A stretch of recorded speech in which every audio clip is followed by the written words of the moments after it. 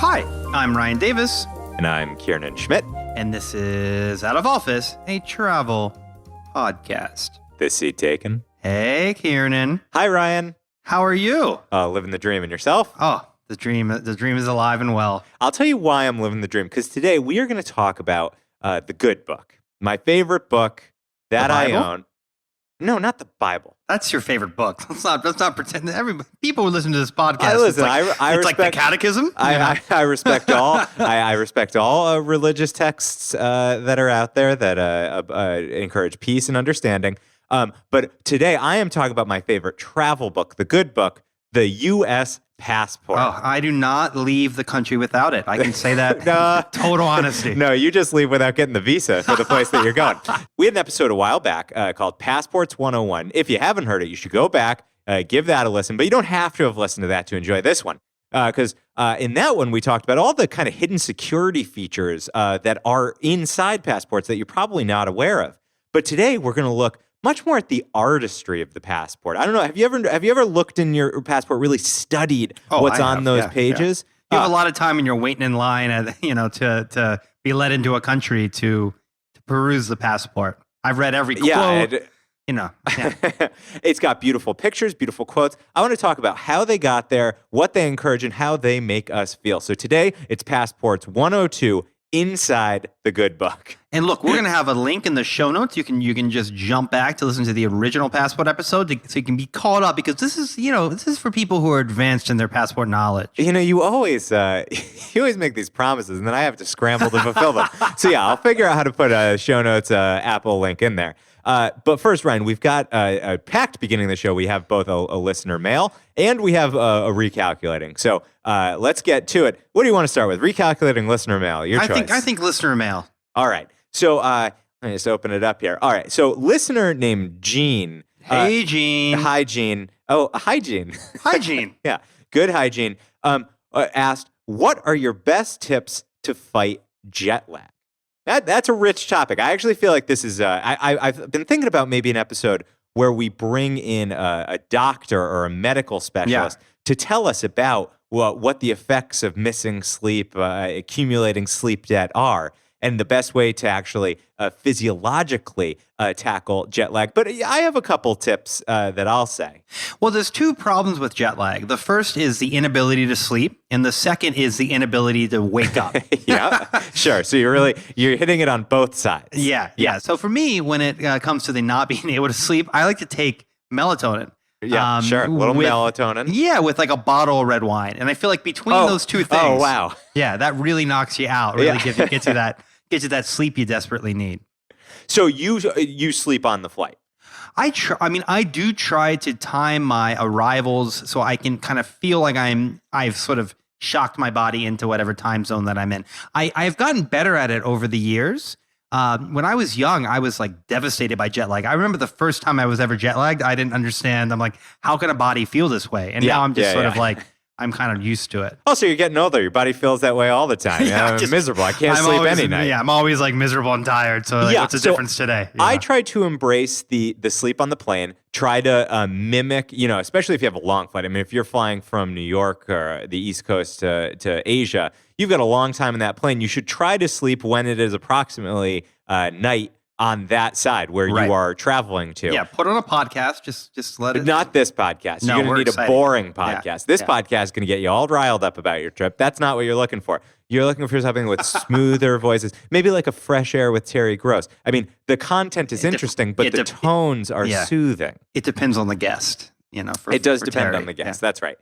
So find some boring author that she has on, who's talking about, the War of 1812. And, don't get me wrong, love Terry Gross. She's going to make it interesting. But if you just block out the content, just listen to the smooth, gentle tones, Terry Gross, that can really lull you to sleep. Now, I have, I don't have a great time sleeping on planes. I do doze quite a lot, but I never get into that deep sleep. But I will tell you something I've been developing for myself over the past few years, which is anytime that I started to doze, I always put on the same album. And what I've been trying to do is develop a Pavlovian response so that when I put this album on in my ears, my body goes, oh, this is our travel plane sleep song. It's time to sleep. And I will say I've had some limited success with that. So it can't be. What album is this? So I feel really bad saying this. Have you ever heard of the group? It's called She and Him. I've never heard of the group She and Him ever. Not even heard of them, which is weird. So She and Him is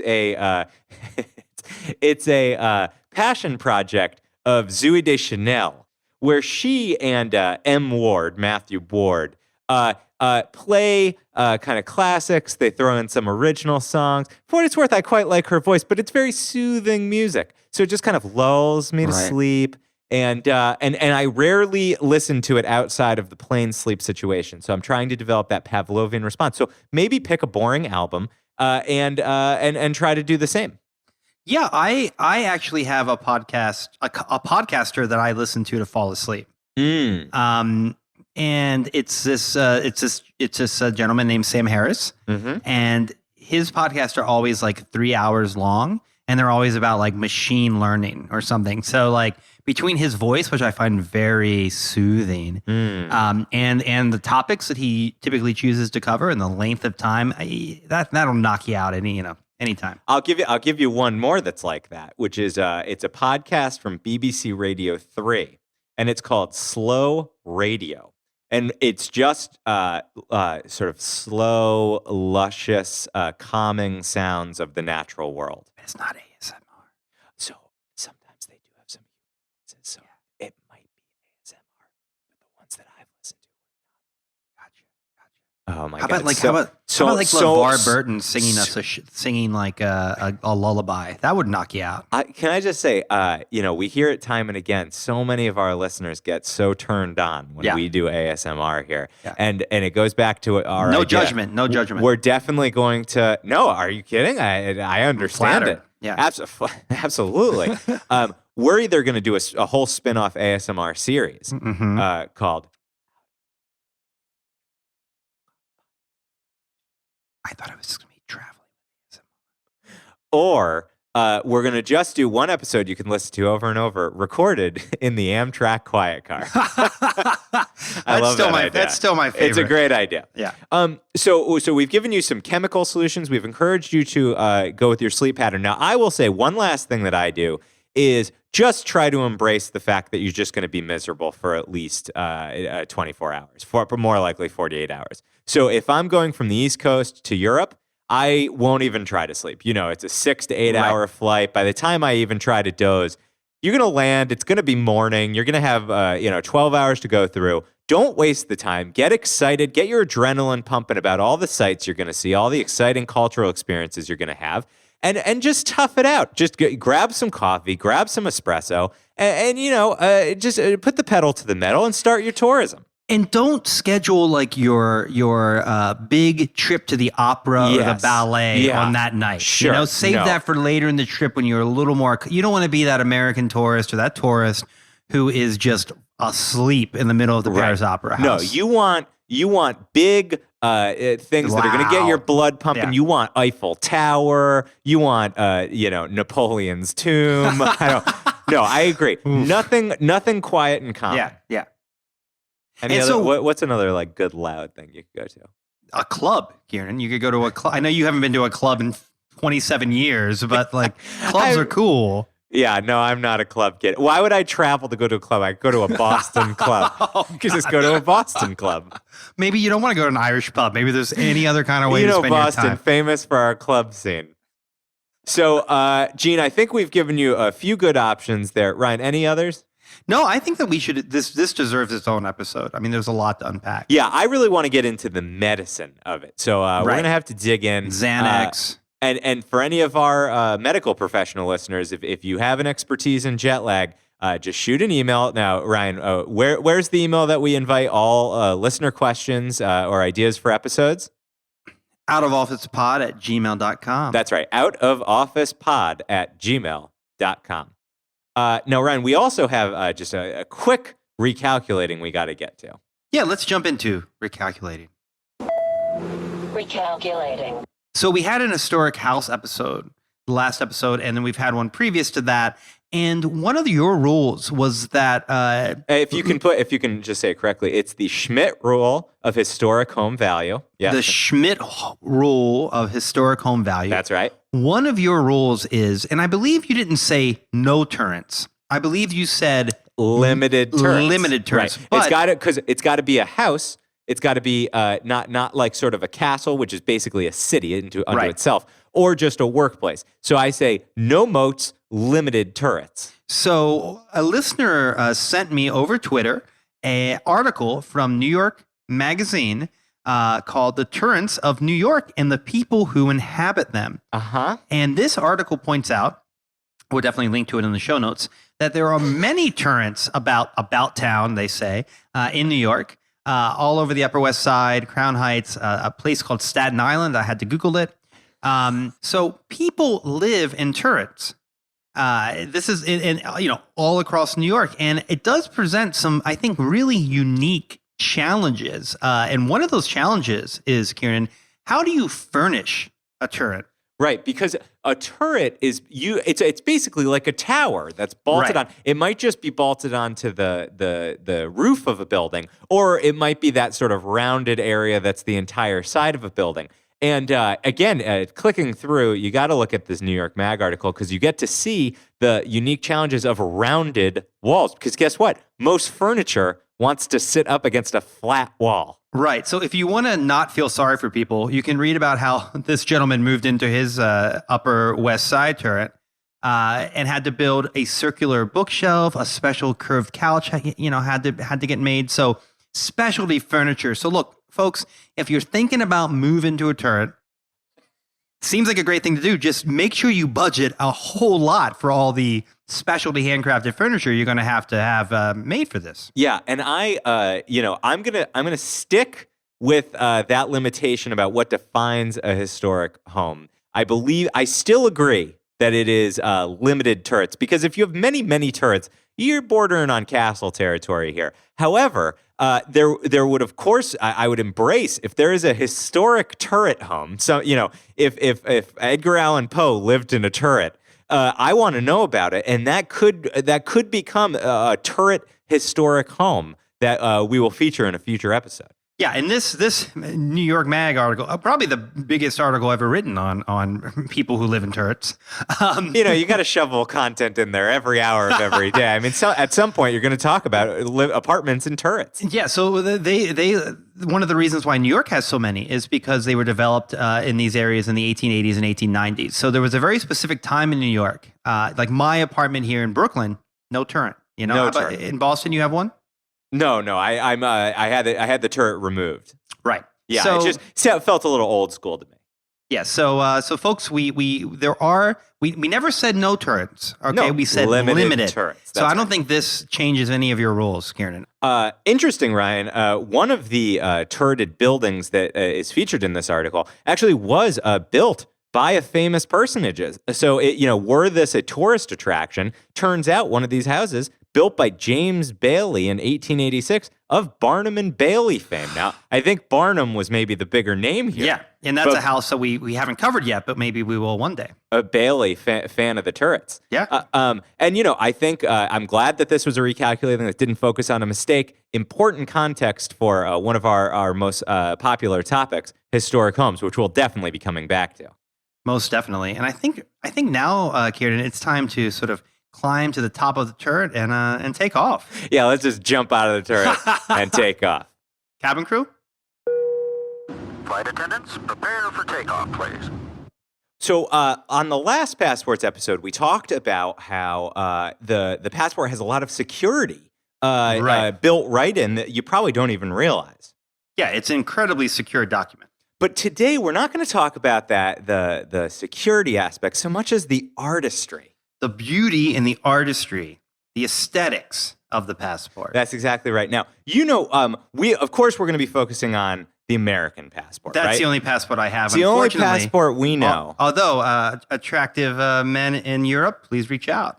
I don't know what that's about, but I like to have another passport. Sure. And well, and Ryan, in Taiwan too, right? Gay marriage now legal in Taiwan. You can get a sweet Taiwanese passport. Yeah, I don't know much about the Taiwanese passport, but if it's as good as the EU one, I'm on board. All right. Well, we're going to look into that. Now, Ryan, the passports that we're looking at are the latest passports. You and I each have a passport that is currently in use. You know, we're trying to use it as much as possible. And you've also got there your old passport. So this is do you know what year, when was it issued? Yeah, so I have two passports with me. I have the one from 2010, which is the current passport, and then I have a passport that was issued in 1998. Where were you, your family going to Ireland? I was supposed to go to London to see the closing show of Rent, but I missed it. So I got this passport. I had it expedited through Congressman Wayne Gilchrist. Thanks, Wayne. God. And didn't get to use it until I went to Prague 2 years later. Why did you miss it? Because I actually think that we had gotten the dates wrong. Oh my God! Yeah. I mean, I was 16. I wasn't like really good at international travel. Listen. We still haven't revealed your big "I didn't get a visa" story, but this just goes to show. I mean, it really is an odd couple dynamic that we have here. This lack of planning and this Uber planner. It's really quite striking, and it goes really deep with you. It goes back to when you were 16. Yeah, no, I have been poorly planning travel since before that, probably. And you had a congressman throw his weight around in order to get that passport in your hand, just so you could go see Rent, and then you didn't even care. I did care. I'm sure I wanted to go. I don't remember the whole circumstances surrounding it, but I do know that I did not get to go see Rent. But I have this really sweet passport photo from about the time I was actually in The Sound of Music when I did this passport photo. So my hair. And who were you playing? I was a soldier. You know, and I was a soldier on what, like an American soldier? I don't know American soldiers in The Sound of Music. Unfortunately, there are only one kind of soldier. So you were a Nazi. I portrayed a Nazi in The Let Sound me see of that picture. The photo. Oh, I'm not wearing the outfit in the passport. Wow, that is yeah. That's an Aryan Ryan I'm looking at right there. That's as Aryan. Actually, you know what? You can't spell Aryan without Ryan. No. Exactly. I feel like my eyes are even somehow bluer then. So why don't you? So I don't have a passport that old. So why don't you give us a description? What does that look like? Because there's a profound change in the American passport from that old version, that pre-2007 version, and the version that we have today. So I'm looking at them side by side. Besides the fact the other one's a little more worn, when you open it up, you know, it's pretty plain. It's got you know, obviously the photo and all your information. It's got the place where you sign. It's got the rules for travel, very important things like, you know, do not mutilate this passport. Don't lose your citizenship by taking an oath to a foreign state. You know, the important stuff. And then a place for your visas and your stamps. Mm-hmm. But there aren't any quotes. There aren't any like beautiful. Beautiful mountains or some of the sights of America. Now, there are like they do have very specific like state icons. So each of the pages has like a state of North Carolina, the state of Rhode Island, like, you know, little icons. But besides that, there's really not. And that's like the background. Besides that, there's no quotes or anything fun. Yeah. And the new passport, the passport I'm looking at that you're looking at, this is, this is a work of deep patriotism. So this new redesign of the American passport came out in 2007, and it's got all the kind of legal mumbo jumbo that you need. The Secretary of State of the United States. That's my favorite. That's, you know, it used to mean a lot more when it was Hillary Clinton. Now it's like Mike Pompeo. Yeah. Okay. Yeah. But this passport may only be used to travel to North Korea. But what it is covered in American art and lore. And it's interesting. I dug up some articles from when this was issued. Yeah. And the critiques are pretty harsh. I've got one here. Name of the article from CBS News: An embarrassingly patriotic passport. Embarrassingly patriotic? It describes as this. Quote, plastered like a NASCAR vehicle with cheeseball patriotic clip art that might have been swiped from the Colbert Report's opening credits. The new books spill jingoism the way traveling Americans once spilled hard currency. I mean, that is pretty brutal. Ryan, what do you think of that? Do you think that that's is that an accurate way for us to look at George W. Bush's issued passport. So what year? So that is a funny way to look at it. I actually think that if Obama had done this, the press would probably not have called it a NASCAR. That seems to me to be a little bit like tying it to the administration. Yeah. When you open it up, the fact there's a huge bald eagle staring at you, and we the people. Yeah, staring right in the eye. And at the very beginning, you have some penned lines of the Star-Spangled Banner from Francis Scott Key in his own handwriting, right, with a picture of Fort McHenry. I mean, this is, we are basically looking at a history book as much as a travel book. And the second page has one of my favorite quotes from Abraham Lincoln: "The government of the people, by the people, for the people, shall not perish from this earth."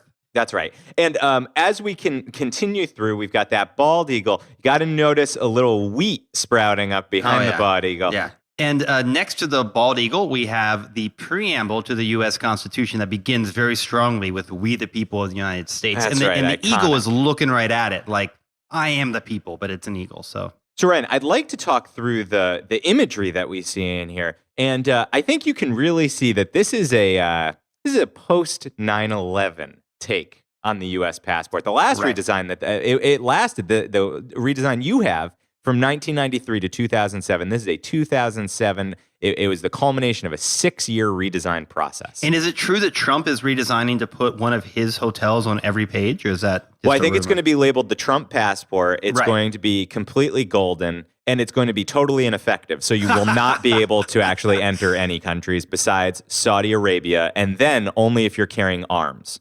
Right. So, Ryan, as we flip through the pages, beginning on page 4, we start to move into natural landscapes. So we've got some majestic cacti out west. 6 to 7, we've got the Rocky Mountains covered in snow. So there we've gone from heat to cold. Then we have some bison, of course, a quintessential North American animal. We recall sort of the buffalo nickel grazing on pastures, again with mountains sort of jutting up majestically towards the sky. And of course, Mount Rushmore. You got to have Mount Rushmore. A lot of the folks in Mount Rushmore, of course, also get quotes that are decorating each page. My favorite of the natural scenes: a bear grasping a salmon in its teeth. And you could tell that maybe towards the end of the process, they said, "Hey, guys, we really need some more Native American in here. So let's just clip art in a totem pole that is standing there majestically, totally out of keeping with the bear." And, I got to say, for all the critiques of the jingoism, I quite like this photography. This is an accurate representation of the vastness of landscapes that we have. You all know I'm a national park freak. And I think that I love flipping through my passport, having something to look at and study while I'm waiting in those long lines, and transporting me to the great American West and all the nature that we get to enjoy as Americans. I think there's a great addition. Yeah, and there's some other stuff. There's a Statue of Liberty, of course. Yeah. There are some images of what appear to be cowboys with steer. Yeah, they are certainly rustling, I would say.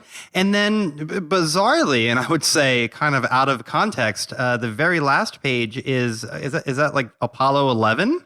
Yeah, so this would be us reaching the moon.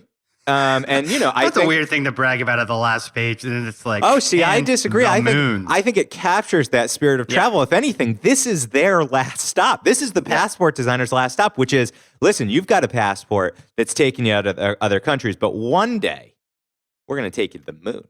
To the moon. It's a good reminder that we were the first. It's true. In case Americans have forgotten, we used to do big things, and we did. Here's the throwback. To me, the moon picture that ends is the culmination of the passport redesign. Falls into a second category of photographs that they include here. So first, we had those natural landscapes. Secondly, we get sort of great historic monuments. So it starts with that Francis Scott Key. Then we've got Federal Hall in Philadelphia, where of course the Declaration of Independence was drafted, and we get a sort of washed out version of the Declaration of Independence sitting just below that. On the next page, page 10, we get an iconic tall ship approaching a lighthouse on a stormy sea. This looks straight out of an adventure novel. Yeah, it's it might be Moby Dick for all we know. I mean, it's very exciting, and there's a kind of a cute little town with a lighthouse. America, of course, renowned for our coastlines. I feel like that's what, they were really trying to capture the geographic diversity there. And we have 16 to 17. Now, this one, again, a historic photo. And this is the Mississippi. We got a classic Mississippi riverboat. You wouldn't be surprised to see a small Mark Twain back there. Yeah. And again, now bringing us into the middle of the country from the East Coast. I wonder if there's any connections between like the photos and what countries put their stamp on it. Because why did the Costa Ricans have to cover up my little steamboat there? Yeah, it's interesting you say that because my lighthouse was covered up by Myanmar. And a full page visa, so I have not a remnant of that. I don't think that there is any particular thought given to that. My experience has been that they angrily flip through so hard that they nearly rip out a page, right. And then they stamp whenever they find a little corner that they can claim. And on page 18 and 19, wheat gets another starring role. Not only was it featured in front of the American eagle up front, we also have the great American farmer plowing his field. Again, this is a historic photo. We got 2 steer pulling a plow. A lot of steers. A more accurate present day would be like a Monsanto massive farm, right? Yeah, just like a massive farm.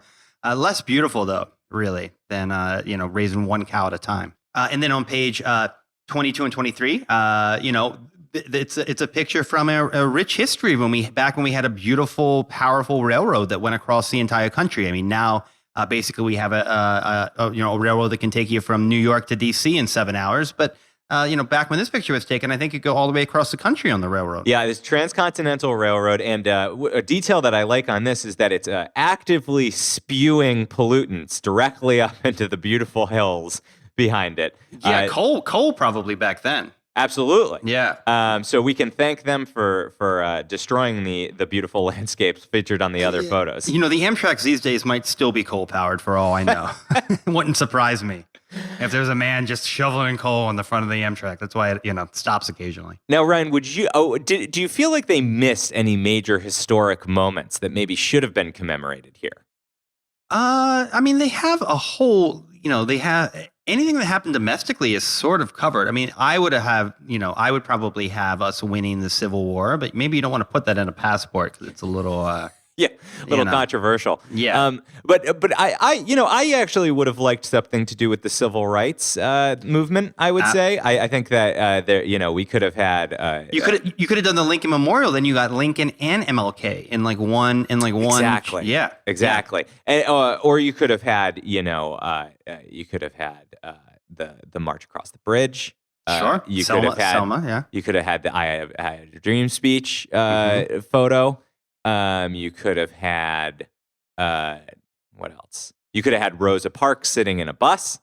You could have had that, absolutely. Public transit was already something they covered, so that's that would have been good. Plus, that bus still exists. That bus sits up in Michigan at the Henry Ford Museum.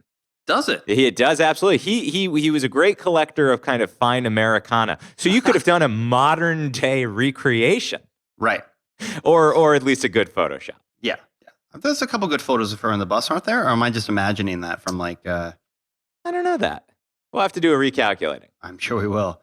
All right. Well, one place where I do think they do a better job of getting some of those historic moments covered, Ryan, is in the sort of extremely evocative quotations. Right. There's a quote pretty much at the top of every single page from an American icon. It's interesting that we begin on page 6 and 7 with Daniel Webster. Right. Yeah. You get a Daniel Webster quote about the principles of free government. But it does apply. This one actually applies to the mountains in the photo, which I think is sort of clever. Not all of them apply to what's in the photo, I don't think. That's right. So we've got the principle of free government adheres to the American soil that is bedded in it, immovable as its mountains. So encouraging, but I actually fully expected George Washington to lead us off, but he doesn't get featured until page 8 and 9. Right. So you get the good Washington quote, "Let us raise the standard to which the wise and honest can repair." Yeah, I don't know. I feel like there's better ones out there. Yeah. He's much more quotable in Hamilton than here. Yeah, they should have had one last time. Actually, in the next redesign, maybe we could make it like those birthday cards that open and play a song. We could open and it could start playing a Hamilton anthem. I think Trump would really like that idea, actually. Are you sure? Because there's a lot of minorities in Hamilton. I'm not sure if that's... He actually might like that that off-Broadway show, White Noise, about those white supremacists. I think maybe he would like 1776. Because it's.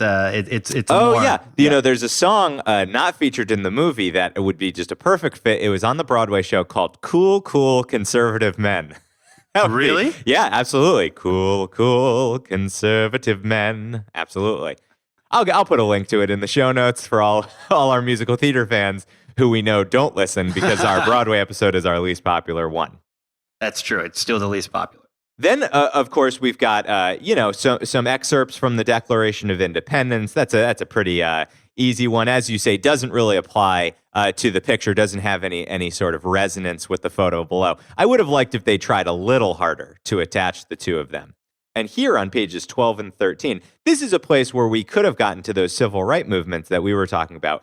We have a Martin Luther King Jr. quote here. "We have a great dream. It started way back in 1776. And God grant that America will be true to her dream." And that is, weirdly enough, over some bison, like eating and hanging out. So nothing to do with Martin Luther King. I don't think he was a big, Western character, but.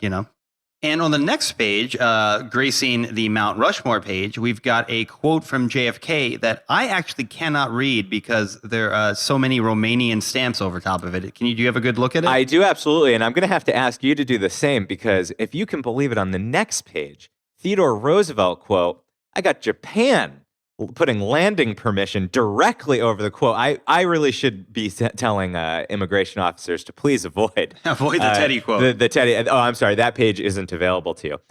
Yes. So for the JFK quote, we've got, "Let every nation know, whether it wishes us well or ill, that we shall pay any price, bear any burden, meet any hardship, support any friend, oppose any foe, in order to assure the survival and the success of liberty."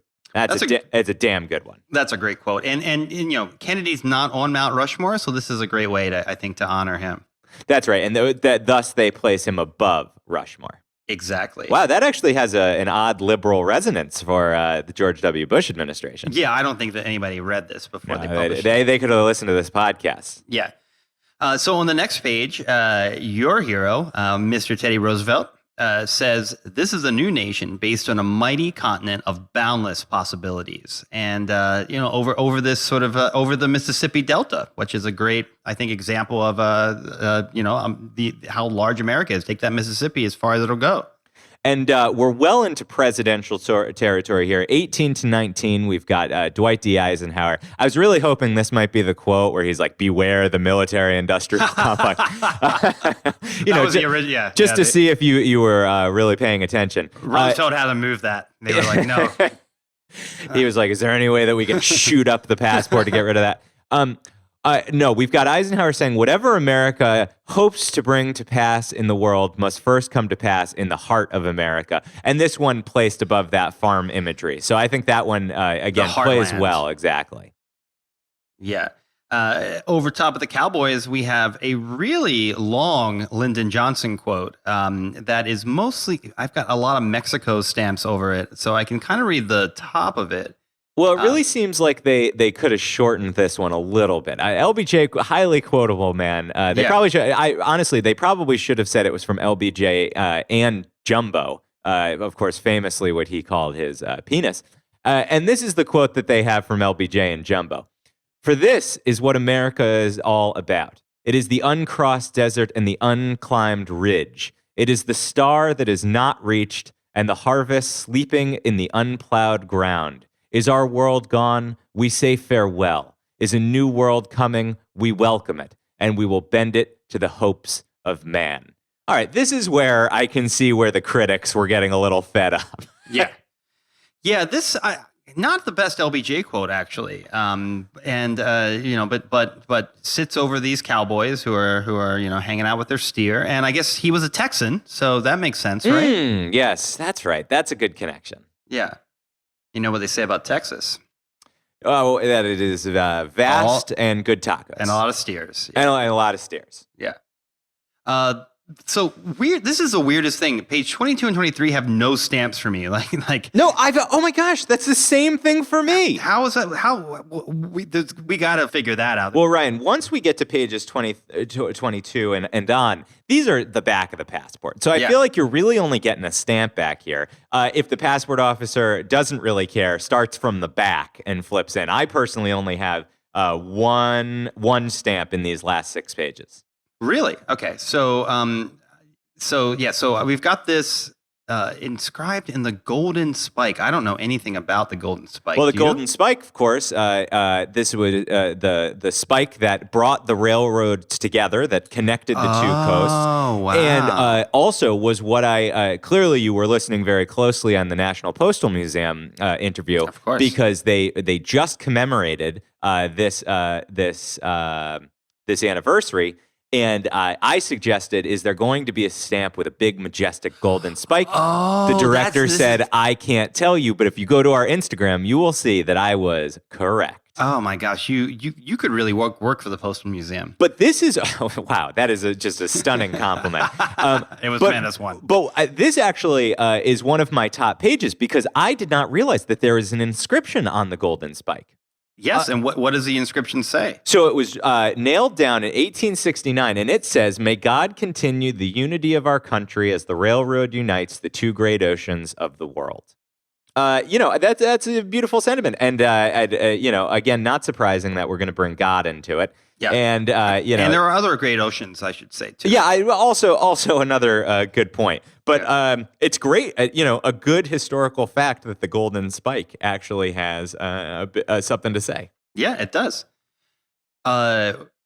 Pushing forward here on page 24 and 25, we have got a quote. I think the only Native American quote. Yes, fittingly put above the photoshopped in totem. Why do we think the Photoshop? It's a Photoshop totem. That could be a real totem. We don't know. It looks out of place to me. Does that really look real to you? That perspective does not look accurate. No, it doesn't. It doesn't particularly look real. The quote is, "We send thanks to all the animal life in the world. They have many things to teach us as people. We are glad they are still here, and we hope it will always be so." Well, that's going to be outdated real fast.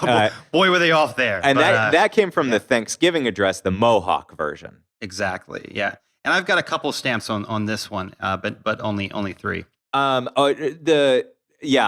like that they're honoring the animal life. I think that's a great part of our vast wilderness. So it's not just focused on the plant life and the space. It's above this bear that's eating a fish. So it's like saying, look, it's the circle of life, you know? Now, Ryan, once we get down to the last 2 quotes, page 26, 27, above the Statue of Liberty, this is where, again, we had the MLK quote earlier. You and I said we'd like to see more imagery celebrating civil rights, black liberation. Here we get a quote from Anna Julia Cooper, who I think is not that well known of a historic figure.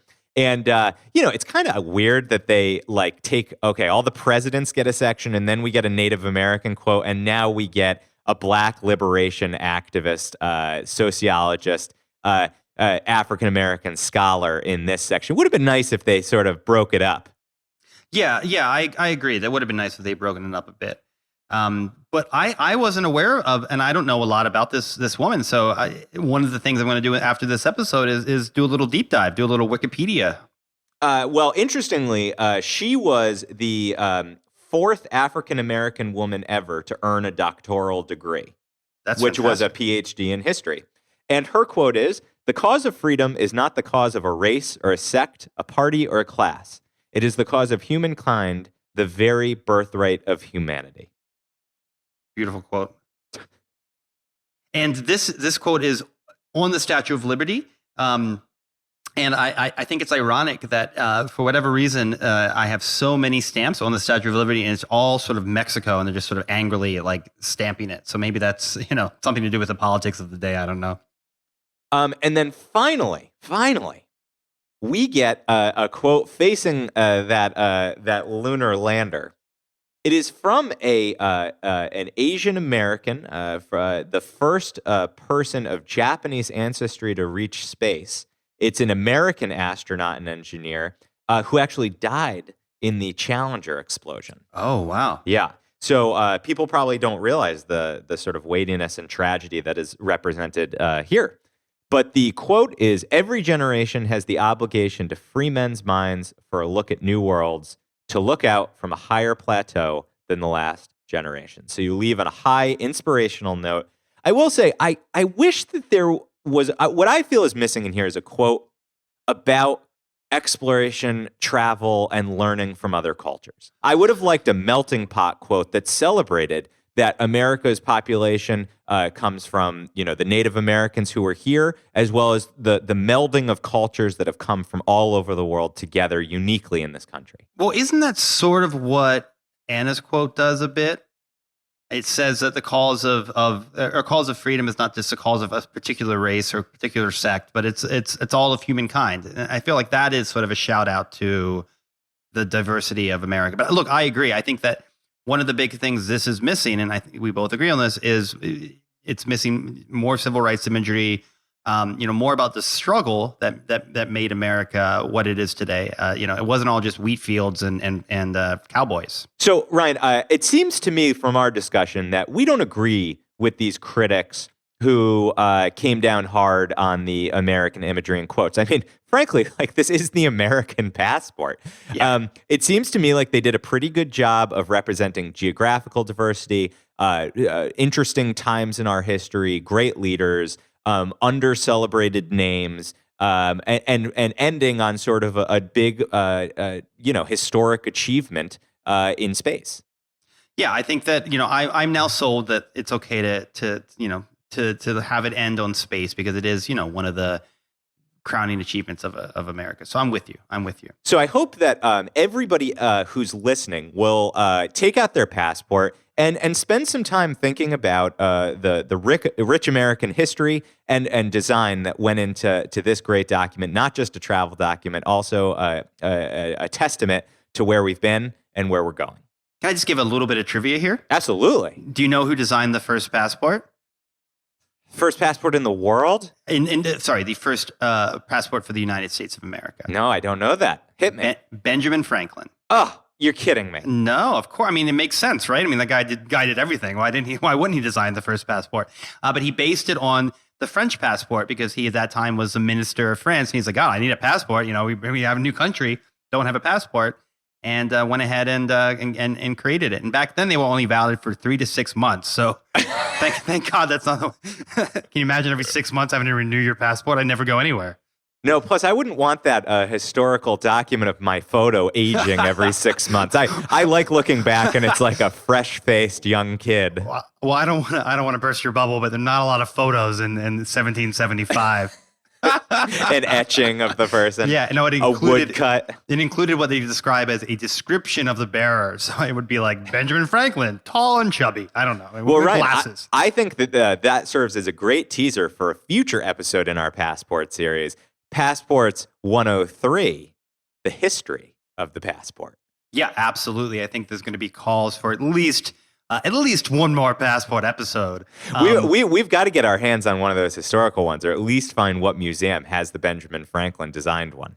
Yeah, no, there must be. We will. That'll be a recalculating for sure. And one last call I'd put out is for our international listeners. We'd be super fascinated to hear what the design of your passport looks like. It's actually surprisingly hard to find the interior of passports online. And, partially all of this imagery and quotation was added to the U.S. passport as a security. It makes it harder to counterfeit because there's just so much design going on.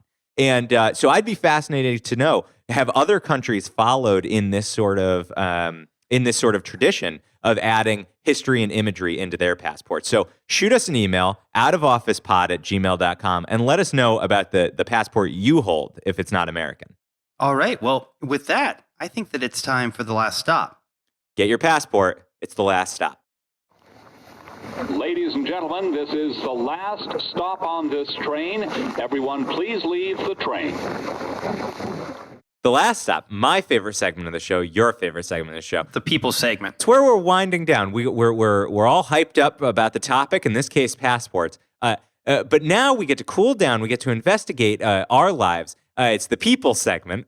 It's where you and I each talk about one thing that has fed our wanderlust that week. So it might be something we ate, might be something we read, might be something we touched, maybe something we created. I don't think we've ever actually, neither of us are great creators, besides the podcast, of course. But it's basically what keeps that spirit of travel alive, even during the workaday week. So Ryan, what's your last stop this week?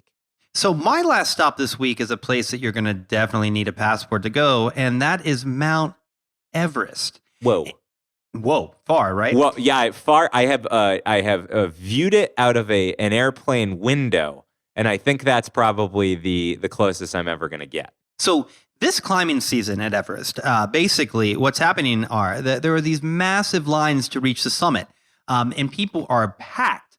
They are totally packed.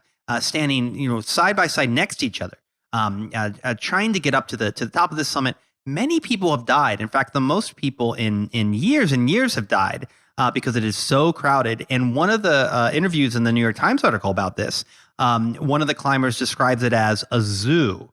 Yeah, and there's sort of, over tourism is a major problem that we're talking about here, and this is a clear example of over-tourism where there are both inexperienced climbers who are being brought up by adventure companies, and the government is failing to regulate to keep down the number of permits of those who want to climb because they want the tourism dollars. Right. It doesn't seem like there aren't any rules about who can climb and who can't. So basically you and I could say, oh, we can do it. Clearly Sure. we cannot do it. No. I get tired watching a documentary about Everest. Yeah, no, most definitely. Another quote is this scene is reminiscent of Lord of the Flies at 29,000 feet. Really, you don't want to be in Lord of the Flies at all, not alone at 29,000 feet. I can't imagine that flies are capable of living at such altitude. No, neither are humans. That's why it's especially dangerous if you're waiting in a line to get to the top of this summit. So that's right, because they're dying like flies. Yeah. So maybe folks should maybe climb off season. Maybe. I don't think that's a good idea. I don't think that's the thesis here. I'm hardly a Sherpa, okay, but if I was, I would be a little less likely to climb this season because these pictures are gonna, we're gonna share the pictures because it's hard to imagine, I grew up when climbing Mount Everest was this enormous thing that no one ever did, and now it's like what people do to get a good Instagram photo. It's like just to give people a sense of Everest. There are those people who brag their entire life just about making it to base camp, which is the start of the hard climb. Totally, yeah. So. The idea that inexperienced climbers are going up there is terrifying to me. And now it's not even safe for those who train their whole life to accomplish this goal. Right, because there's there's an awful quote in the Times about someone stepping over a dead body to get to the summit. Is that how you want to spend your vacation, folks? I don't think so. It's insane. And if you want to step over dead bodies, just go on vacation in New Jersey. There's a Borscht Belt joke for you. I was wondering where you were going with that. So anyway, that's my last stop. Mount Everest. Let's take a season or two off, folks. Yeah, Ryan's going to hold off until they clear up this over-tourism problem. Totally. What's your last stop this week, Kiernan? So my last stop this week, Ryan, I've recently moved house. House, moving on up. Is that why the pod studio looks so different right now? That's because the podcast studio that I'm in doesn't have the insulation up yet to keep the echoes down. So I'm swaddled in a blanket here. You built a fort like a small child. Yeah, I gotta say, it's very cozy. I quite like it. I may just keep going with this. It's kind of I feel kind of like a Peter Pan and the Lost Boys, making a little house for myself here. And, the podcast studio has expanded in space, which is lovely, but somehow feels smaller because of this blanket. And in moving house, it was a great opportunity to go through my packing, to kind of walk through memory lane with souvenirs. And a souvenir that I came upon that I haven't had out for a while, and it's getting pride of placement on one of the new bookshelves. Really transported me back. You remember we did a souvenirs episode. Oh, yeah. Highly recommend it. Early on. I feel like that might be the episode where we really found our footing. We found our voice. And you may remember that I had 3 Ps, the 3 Ps of great souvenirs. Right. Price. Price, that's right. Price and price. So price, obviously the most important. Price. You had price. It was portability. You got it. Portability. You got to get it home, and portability. That's right. Yeah. Price and portability. You got 2 Ps.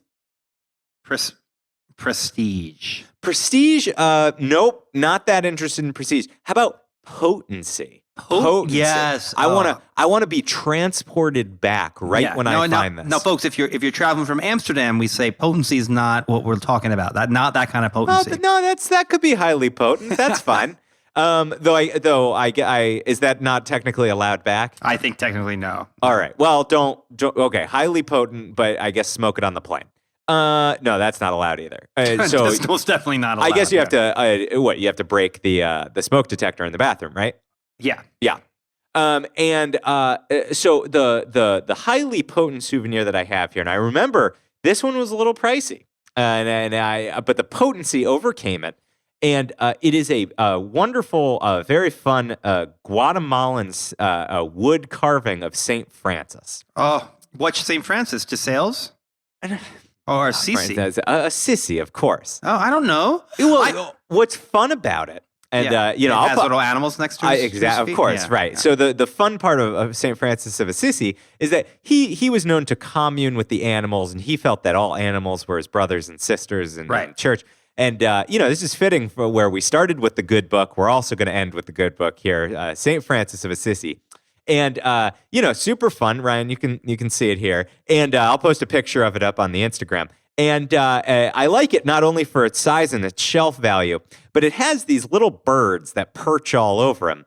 And, must have been covered in the droppings, St. Francis. But when I was packing it up, these birds have to come out. They're not bolted in. You can see they're just these little pegs that go in. Right. And I was terrified in the unpacking process. I found St. Francis, but I could not find his birds. Well, did you pray to St. Anthony, the saint of lost things? You know what? I didn't even think to do that. Oh my gosh! I know. So I had a few moments of freak out. Thank goodness. It occurred to me. Okay, if you were packing these up in the fervor of packing, you would have known that these are delicate. You would have wanted to wrap them and put them in a solid box. I looked around and I saw a sunglasses case. Sure enough, popped that baby open. No sunglasses in there. I had wrapped up individually each of the birds.